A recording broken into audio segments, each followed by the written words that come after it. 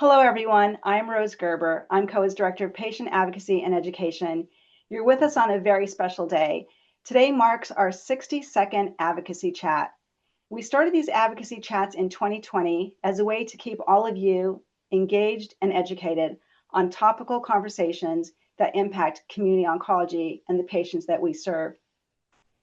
Through these advocacy chats, we have brought you education showing the value of community oncology, hot topics such as PBMs, prior authorization, site of care, and so much more. Today, we have return guests. Now, we've had 55 guests over these 62 chats, and not too many return guests, not because they weren't incredible experts, just we have so many important topics to cover. So our return guests today are Ted Ocon, COA's Executive Director, and Nick Ferreros, Managing Director of Policy, Advocacy, and Communication. They spend a lot of time on Capitol Hill, as you all know, and I'm going to start by asking them to help us make sense of everything that's going on in 2026. Tell us what matters for patients and for providers. And thank you so much for being here. I also want to thank all of you, our audience, because without an audience, we wouldn't have these chats. So thank you. And I will now turn it over to Ted and Nick, and welcome. And thank you for being multiple return guests. We appreciate it. Thanks, Rose.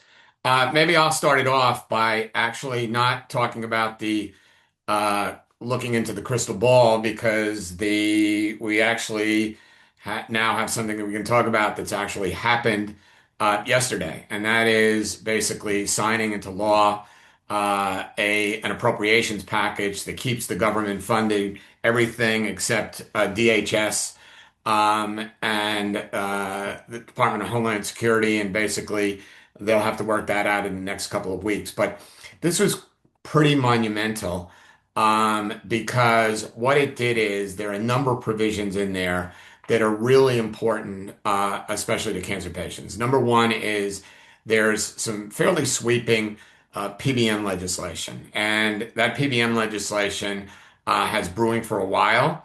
It's bipartisan in nature. Obviously, I think if you're a cancer patient, if you're lucky, if you haven't had a run-in with with basically a pharmacy benefit manager, and certainly if you're a provider, I think you daily have run-ins with pharmacy benefit providers. So basically, there's a number of there's a number of things in the bill that basically those provisions restrict what PBMs can do. They've got to have a bona fide fee. They can't be charging a percentage off of a drug. Why is that important? Because they favor the most expensive drugs. So a lot of times you see that patients don't have access to the right drug, which could be less expensive, but they want more expensive drugs. So there's a number of provisions, and they won't take effect until some of these until a year or two. But the fact that on a bipartisan basis and a Congress that can't agree on anything could actually pass fairly sweeping first stage PBM legislation is really important. The other thing, and we'll come around to talk about it, and I'll hand it off to Nick in a minute to sort of editorialize on any of this. But basically, the other thing that I think was interesting in it is that, and this is kind of a little known fact, is that providers have to have literally their own numbers to be able to track them when they're part of a hospital, but they're outpatient physicians. Why is that? Because that's leading into the idea that this administration, and even on a bipartisan basis, wants site neutrality. What does that mean? That means you go in for the first hour of chemotherapy administration in an outpatient hospital setting, and it should be the same cost as when you do it in a physician, an independent oncology practice. It isn't. Hospitals get paid a lot more, but it's an outpatient. We're not talking about an inpatient. So, and as a result, patients pay a lot more. So that's interesting, and that's leading to this trend of what we call site neutrality. And then I think really important in cancer patients is, and it's been worked on a bipartisan basis, is this sort of multi-cancer detection test. So there are more tests coming out that detect multiple cancers, and they're not paid for. And basically by 2029, they'll have to be paid for. And this was really, really key because one of the big proponents of this was Congresswoman Terry Sewell from Alabama. Her mom died of cancer, and they actually named the bill after her. Jody Arrington, Congressman Arrington from Texas, who's on the Republican side, who obviously has the lead on the bill, named it after Terry's mother. So I think that's really, really important. And so without even looking into the crystal ball, which we will, right now we're seeing that Congress has actually done something, which is kind of amazing. Nick, you want to comment? Yeah, taking up where you just left off, Ted. Rose, you asked making sense of it. That's a fool's errand these days in Washington, right? But the positive thing is, as Ted said, we Congress has done something, and this is the culmination. I was reflecting upon this. This is the culmination of almost 14 months of anticipation. We COA and 14 months of anticipation just on this specific bill and 10 years of work for COA. In January of 2016, we published the first paper in what we've done in a number of series, getting into some technical and wonky things around pharmacy benefit managers. That was one of the first exposés on DIR fees, Ted, if you'll remember, with Friar Levitt. I remember it as it was yesterday because it was so confusing and such a strange topic, and we were trying to explain this topic to reporters and policymakers. That was 10 years ago. Um, and I often talk about policy like steering the Titanic. You're not able to sort of very quickly pivot and fix things, which is why you need continued engagement from our advocates and from our community. And then we got to this point with this bill in December of 2024, another federal funding bill. And that was where we had a bill, the House and the Senate had agreed to it. And it was torpedoed at the last minute due to the movement on social media and other places. And PBM reform then again went on the back burner. But here we are. We've done something. We a fundamental change to PBM business models. The multi-cancer early detection screening bill that Ted was talking about is also really big news for patients as well. And what this has done, and Ted can tell us a little bit more about this, is cleared the decks so that going forward we are now able to focus on some other issues finally, because one of the problems is when you have this entire universe of challenges around you in oncology and patient care is where do you focus? Where do you get people to look? And now we've done something big. Congress has done something big, and we can turn to some of the bigger, more intractable issues. Yeah, and I think if we now look into the crystal ball, given that this is happening, given what Nick just said, and look in the crystal ball, I think we're not finished with legislation dealing with pharmacy benefit managers and there's insurers. So let me just explain that the insurance industry has consolidated. The PBM industry has consolidated and the two industries have consolidated together. So the top insurance companies own or are owned by basically a PBM. So the fact of the matter is it makes it very incestuous and it allows them to basically do things from an insurance perspective that they can make money from a PBM perspective, or they're also their associated mail order pharmacies. So this has just started. It's amazing when you have a bipartisan issue in Congress these days because there's nothing much bipartisan about this Congress. So I think you're going to see more related to PBMs. The key is what is the vehicle, right? So we now have this appropriations process. We've got the government funded until the end of September. Of course, we have elections, midterm elections this year.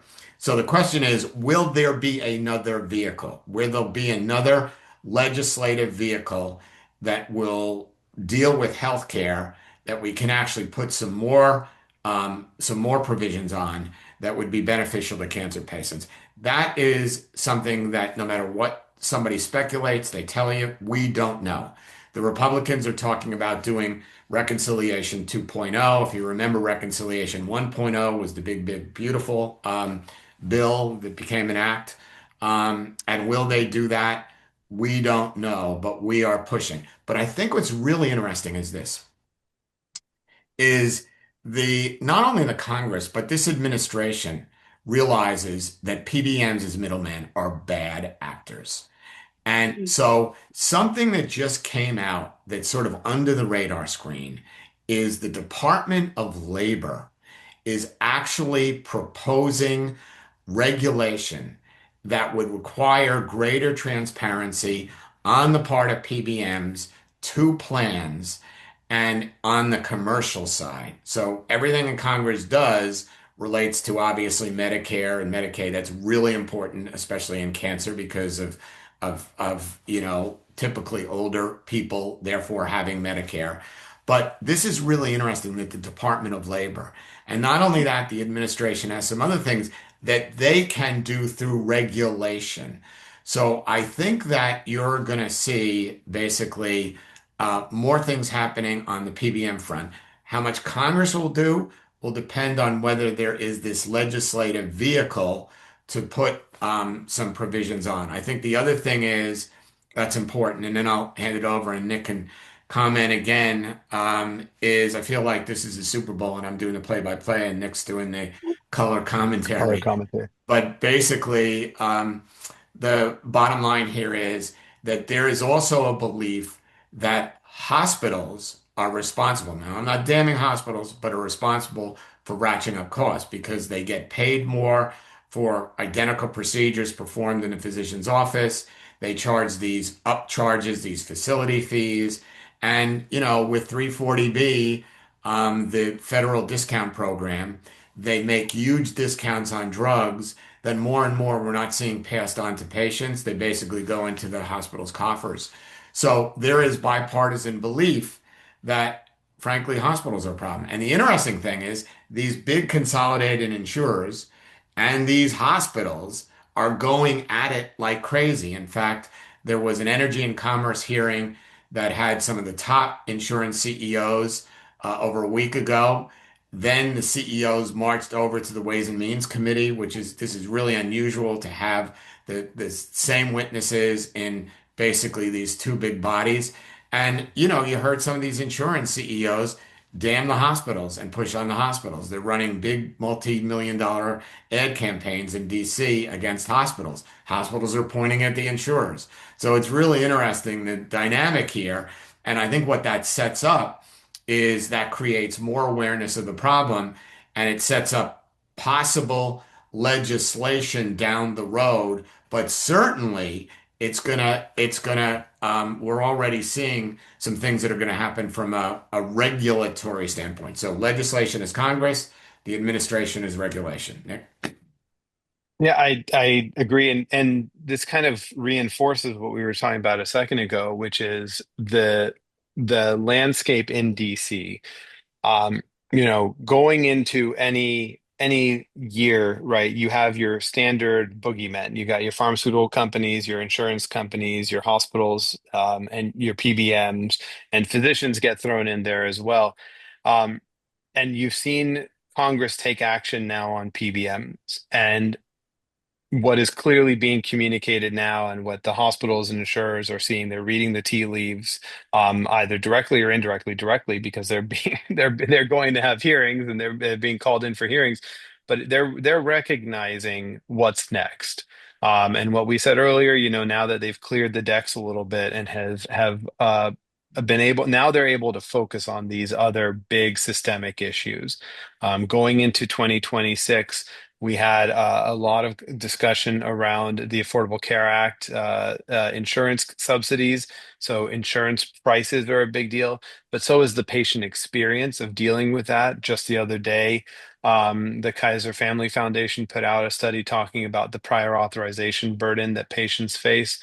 We have just completed a study that we're going to be putting out in a couple of days looking at the impact of utilization management and growth of that within practices as well. So, as Ted said, the insurance companies are on the hot seat, right? They need to demonstrate their value and what they're bringing to the table. Costs are going up astronomically year after year for health coverage, and so is cost sharing.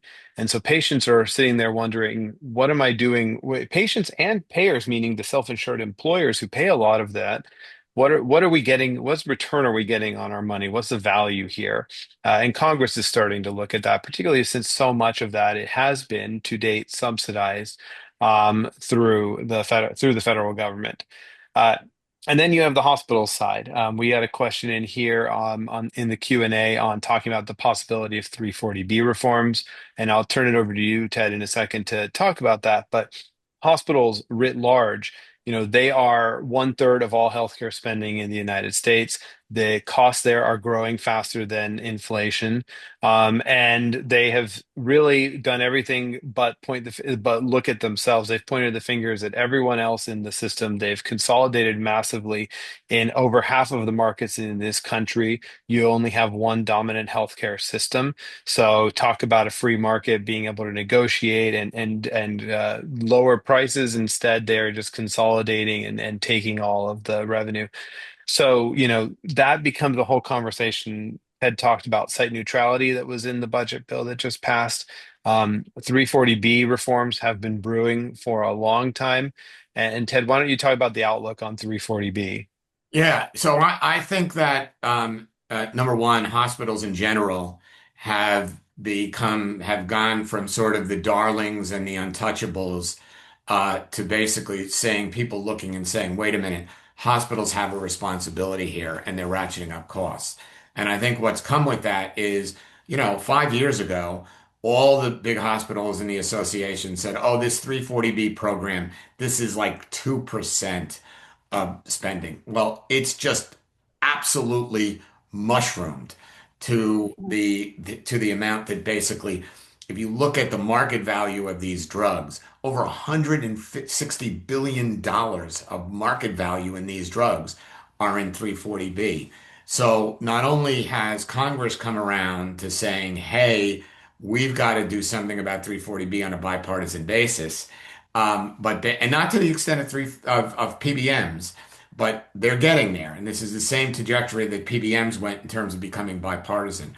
But the administration is doing something. So right now, there is a final rule on the hospital outpatient setting that CMS is going to collect survey data on drugs, meaning from a hospital, how much are you paying drug by drug, and then figuring out the discount on that from that. That reason for that is clearly they intend next year to lower the payment, the reimbursement rate to hospitals than they pay now. Some of you may know, and this gets a little wonky, that this issue went to the Supreme Court the first time around when Trump 1.0 changed the reimbursement rate to 340B hospitals to better reflect the reimbursement to the actual acquisition cost of the drug.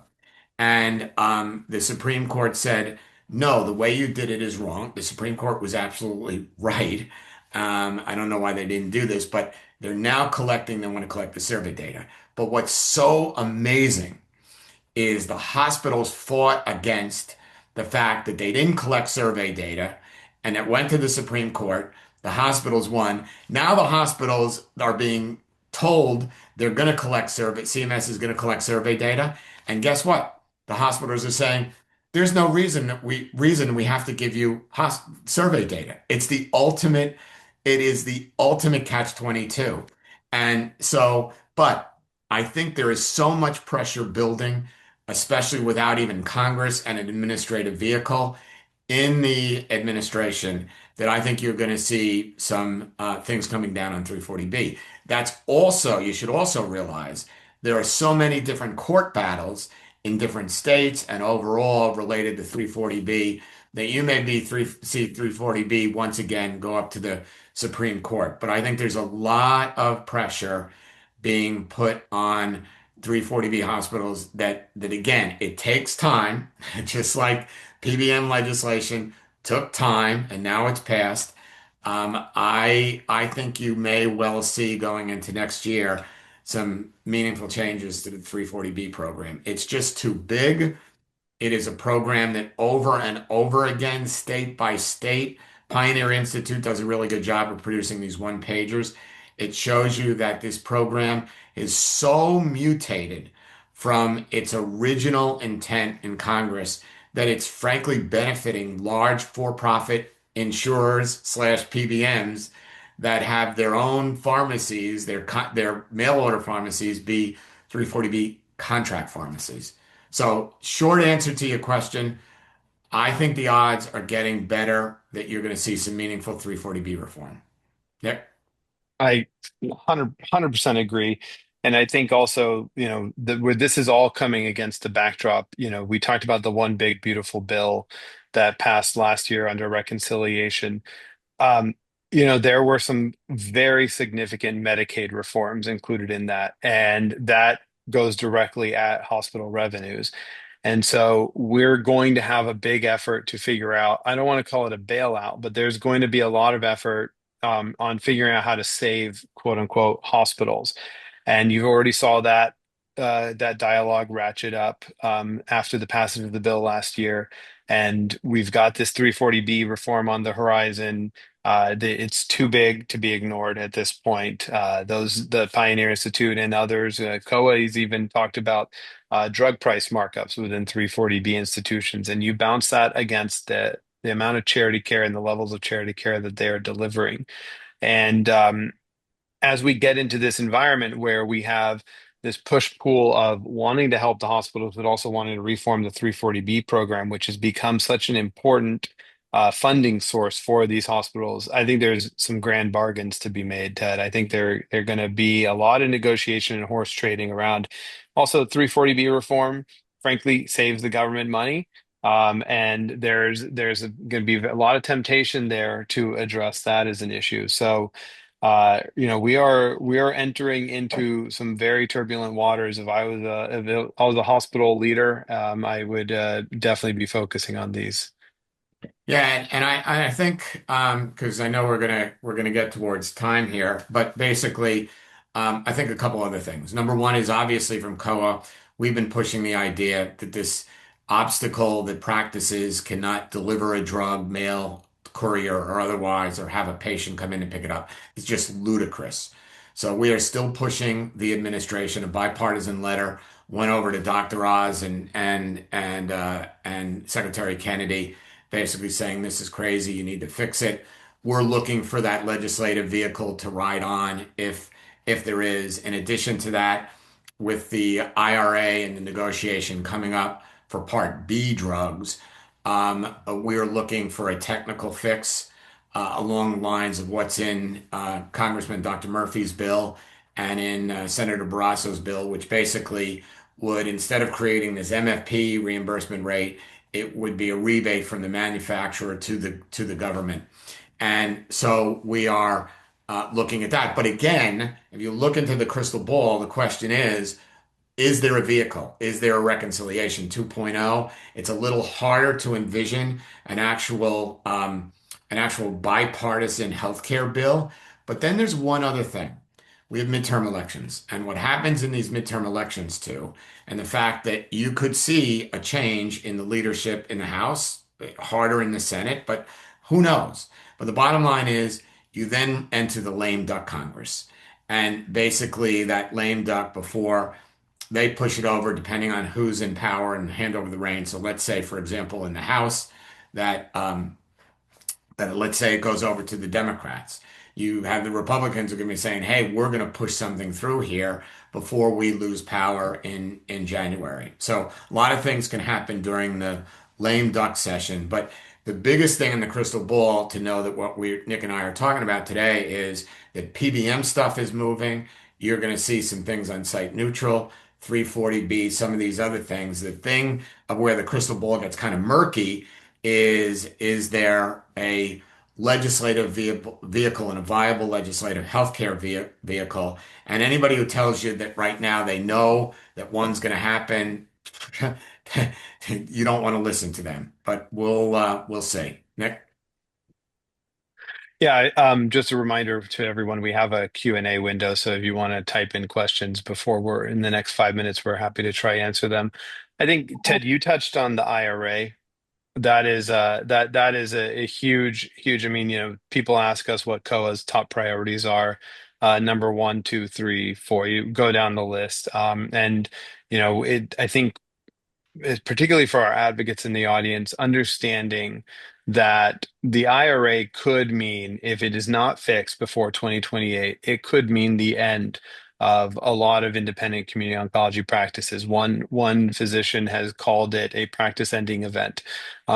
That's because what the IRA does, as Ted alluded to, is cuts the margin that the practices make on some of the on what they're doing, and it, without that ability, if there's no margin, there's no mission. That's a statement in nonprofit.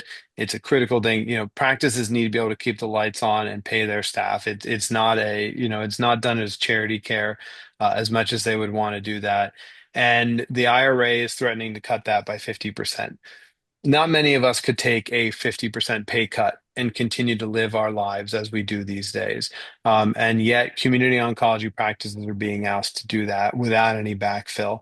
So, as this year advances, as we get opportunities for IRA legislation to move, find that vehicle that Ted was talking about, there are fixes on the table. They're very easy. They actually even save the government money. We should be focusing on that, and we're going to need a lot of our community and voices to come together to push that.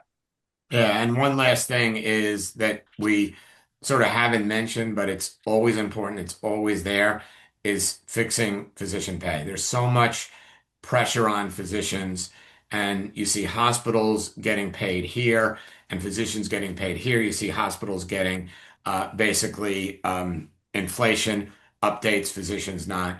So that's on the list too. The problem with that is it costs money. So the way you can pay for that is bringing the hospitals down. But the hospitals now are feeling so much pressure.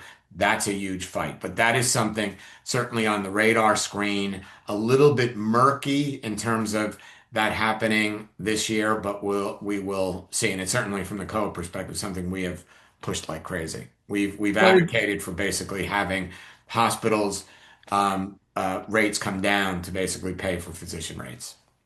it's we all have to be part of the solution, Ted. I mean, this is like we are all within an ecosystem. There is a role for hospitals. There's a role for insurers. There's a role for PBMs.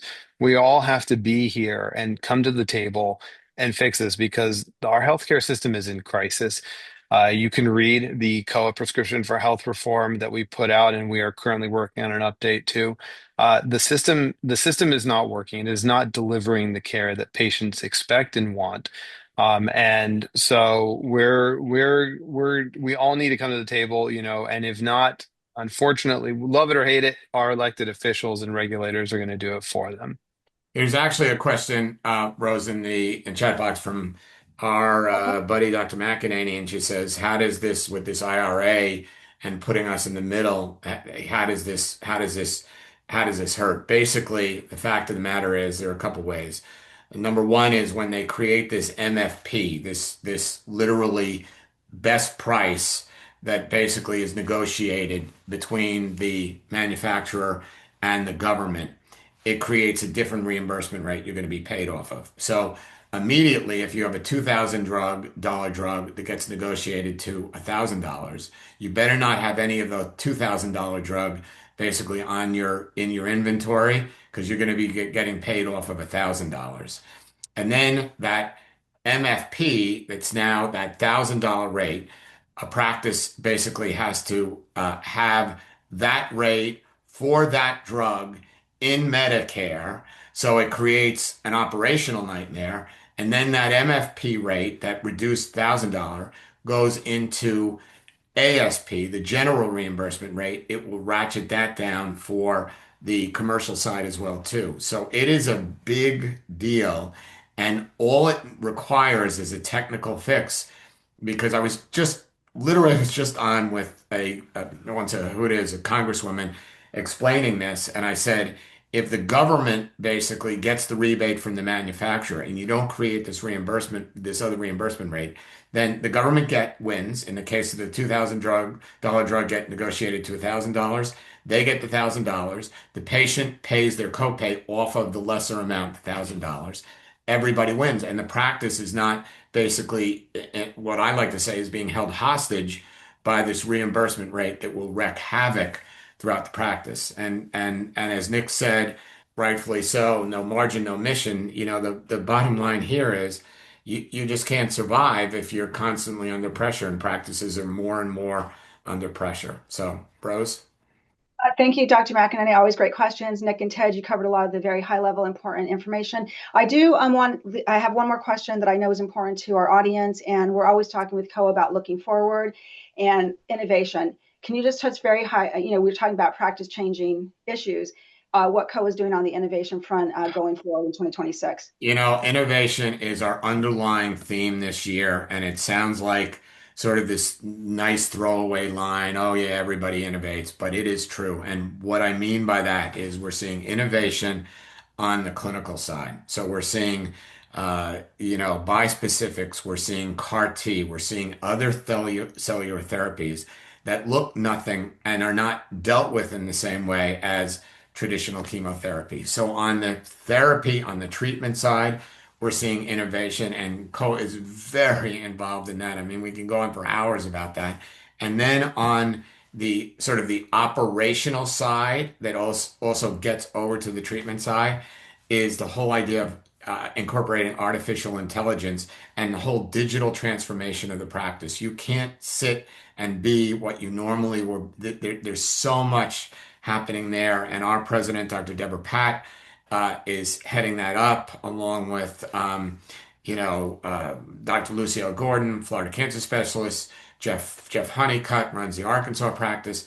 And literally, this morning, I just read a draft letter that we will be submitting to CMS and HHS about the whole idea of how do you integrate AI into basically practice. At the same time, AI is already being used by insurers in terms of prior authorization, utilization management driven by AI. So innovation is not just some nice sounding buzzword that we have around at COA, but innovation this year is absolutely key from all of the aspects, from treatment to operations. Thank you so much. We have one last slide. Drew, if you could just show that. I mentioned in my opening comments that today was very special. It was our 60-second advocacy chat. We've done these monthly. We have great topics, great speakers, but something is going to change. We're going to start doing these quarterly, and the only reason for that is to make room for some new programming within the CPAN arm. So thank you so much for making this advocacy chats part of your month, day, and week. So thank you, and thank you again, Ted and Nick.